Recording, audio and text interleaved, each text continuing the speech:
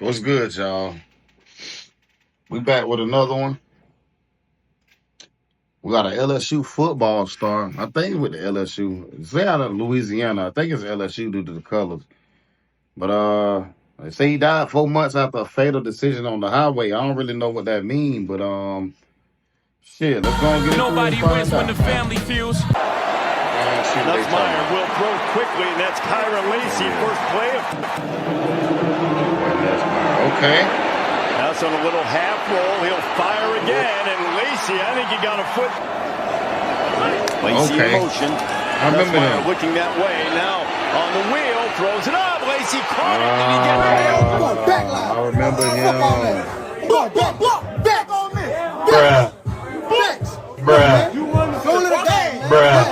Wide receiver type shit. I'm going back line. I ain't done this, bitch. What's up, BT, baby? What's up, BT? I did not know this who they was talking about, y'all. That boy was that boy was a baller. That boy was a baller. He was like that. I ain't gonna lie. Receiving that bit, that boy was out there.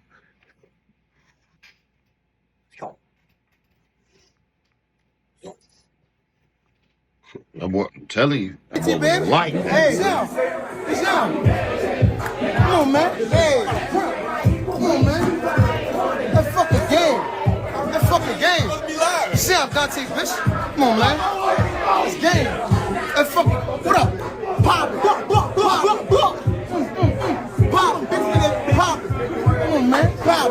Let's stop. OBT was here. I'll never forget in my life, man. That was just amazing, man. That's what you come to LSU for, man. For all those Louisiana shit, man, this is what you come to LSU for. Big games like this, you're going to get an opportunity to play at the highest level, play against some great teams. Come on, man. It's nothing better than this. For all my young receivers, wide receiver type shit, man. So 5 catches, 111 yards in the game-winning touchdown. He balled out. Breaking news before we go, we just learned that former LSU wide receiver Kyron Lacey has died. Fam, believe it or not, I look at a lot of our videos as that voice sounded mad to learn familiar, from each other's story, spread awareness, and most of all, voice pay our sounded respects. mad familiar. None of us is perfect. Today we talk about the hometown hero who had everything going for himself. And I know it might sound cliche that one bad decision can throw everything away, but that's the truth. And this video is a prime example of that. And whether it was intentional or not, your reaction might determine your fate. Today we talk about an LSU star who some would say was the best wide receiver coming into this year's draft. A man who beat the odds already. But after a fatal incident in the winter of 2024, and just 2 days before a jury determined his fate, it seemed this man couldn't take the pressure and did the unthinkable. And for YouTube guidelines, fam, you already know what we're talking about. And we'll later elaborate on it in the video. But before we go over this one, I want you guys to remember, I don't give you no angle, I just give you the story. So with that being said, make sure you like, comment, and subscribe. We'll jump right to it. Born December 27th in 2000, was a young kid who went by the name of Kyron Lacey. He was born and raised in Thibodaux, Louisiana. He attended Thibodaux High School. He stood out in high school. As a senior, he had 54 receptions for 864 yards and 18 touchdowns. He was ranked as the 10th wide receiver in Louisiana for the 2020 class. He committed to the University of Louisiana at Lafayette to play college football as a 3-star recruit, declining offers from Houston, Louisiana Monroe, Louisiana Tech, Miami, and Virginia. And we all know for the following 2 years, COVID had hit. And not only college athletes, but the mass majority of the world was working from home. And for those who don't know, you get up to 4 years to play as a student athlete in college. And if you're not able to play that year, you're able to use that year the following year. Which explained why Lacey didn't graduate in 2024, but instead entered the draft in 2025. As a true freshman at Louisiana in 2020, Lacey played in 11 games and had 28 receptions for 364 yards and 4 touchdowns. In 2021, he played in 13 games and had 22 receptions for 304 yards and 6 touchdowns. After the seasons, he transferred to Louisiana State University, also known as LSU. He started 2 of 14 games at LSU in 2022, recording 24 receptions for 268 yards as the 3rd wide receiver in the LSU depth chart behind Malik Neighbors and Brian Thomas Jr., who entered the draft. Lacey started 10 of 13 games and had... I ain't gonna lie. That boy behind Neighbors, that boy Neighbors was a dog. That boy was like that. Man, look here, dog. That's crazy. I forgot he was on the same team with him, but he was younger. He played behind the boys. But that just go to show you, boy, that boy was fire. That boy was behind some good talent, and he was like that. He was sitting there watching them boys, just soaking all that shit in. Thirty That's good company receptions to for be in, man. That's what's 558 up. yards and I 7 forgot about that. touchdowns in 2023. He returned to LSU for the 2024 season as the #1 receiver. On December 19th, he declared for the 2025 NFL Draft. I don't look too crazy. I ain't look in the mirror. Kyron, can you just talk about the chemistry you have with Garrett Nussmeier right now and just kind of how things have been working out this spring? It goes way back to when I first got here. He's been ready. He's ready to take this next step. We come in every day looking to do something better every single day. It'll be little things like maybe just watching film, like stuff like that, just to get on the same page. And then Coach Kelly said on Saturday you're kind of stepping in these shoes that Malik and Brian left behind. How are you and Chris Hilton kind of fitting into that the gap of QB or wide receiver 1 and 2? Somebody got to. Seeing those guys come to practice every single day, it was a blessing because it really opened my eyes because those guys are like my brothers. So like everything they're doing, I was in the backfield, like just watching everything they do, like on and off of the field. So it's gonna be a big task to take over, but I'm ready for it. And then I guess just like what do you bring to this offense or what do you feel like is your biggest asset to this team? I feel like I'm a big team leader. I want everybody else around me to be great. So if I push everyone around me, I feel like this team could go far. There's been a lot of talk about this offensive identity, especially after leaving Jaden and Malik and Brian all leaving. At this point in spring, what do you think this identity of the offense is? We're still trying to find our identity. We come in every day looking to get better at something. Like if it's just red zone, we're looking to top the last time we did red zone. So we're still trying to find our identity. Those younger guys coming up every single day, they're getting better every single day. I got to give my shout out to Sheldon Sampson. He comes in every day. He been doing the little things right because last year maybe he wasn't doing the little things right, but now I feel like he's taking that next step and doing the little things right so he can be great. How do you feel as far as now all eyes are kind of be on you? Is it a pressure and a burden you're looking forward to taking on?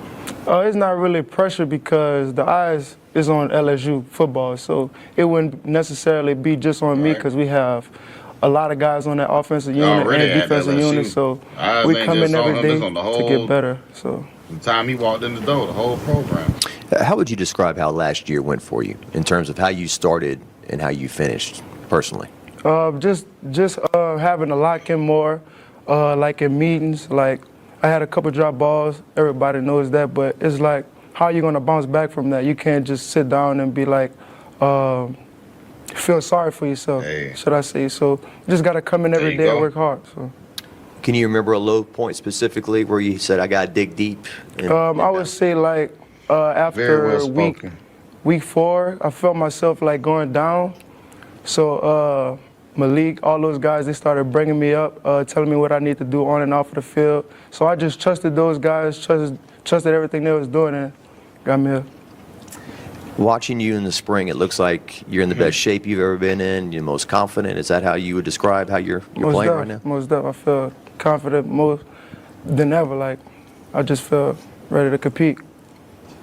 So as you can see, fam, Lacey had trust the process. He was LSU #1 receiver. But just 2 days after entering the draft, December 17, 2024, Lacey's life would change forever. He was driving on Louisiana Highway 20 when he was accused of speeding and illegally passing people, causing a head-on car crash that killed the 78-year-old passenger. The victim was later identified as Herman Hall. May he rest in peace and love condolences to his family. Lacey was accused of speeding in the 2023 Dodge Charger. But here's where Lacey allegedly made things worse. He reportedly fled the scene without calling authorities or emergency services. Lacey was arrested January 12, 2025 after he agreed with authorities to turn himself in. He was released on the same day on a $151,000 bail and was charged with...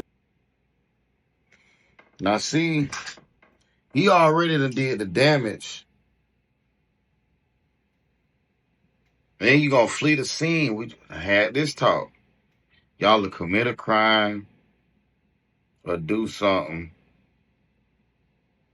and then flee or run and further your crimes. Y'all to add more crimes to the shit you already.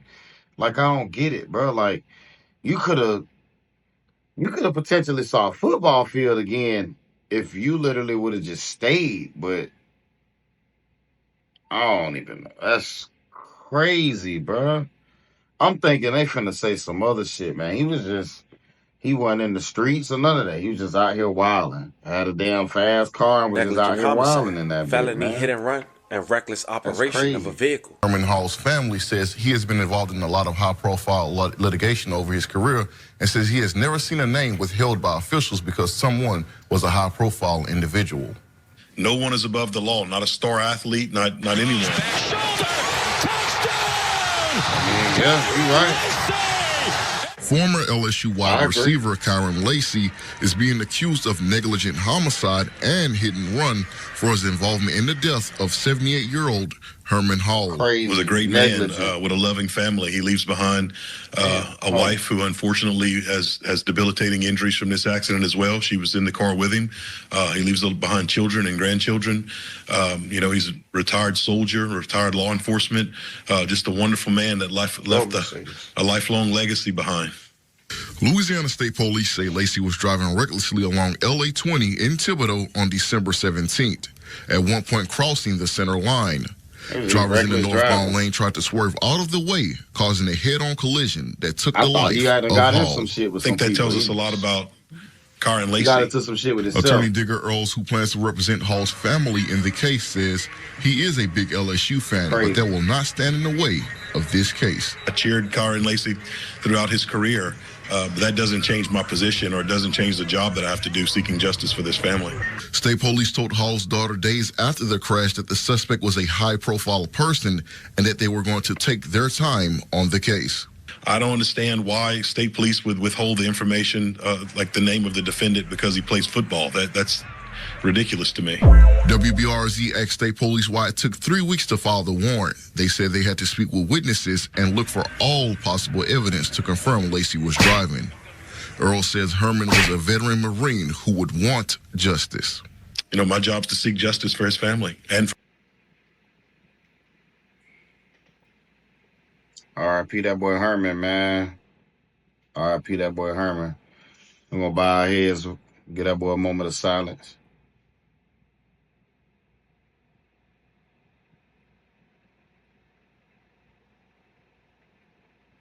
Shout out that boy Herman, man.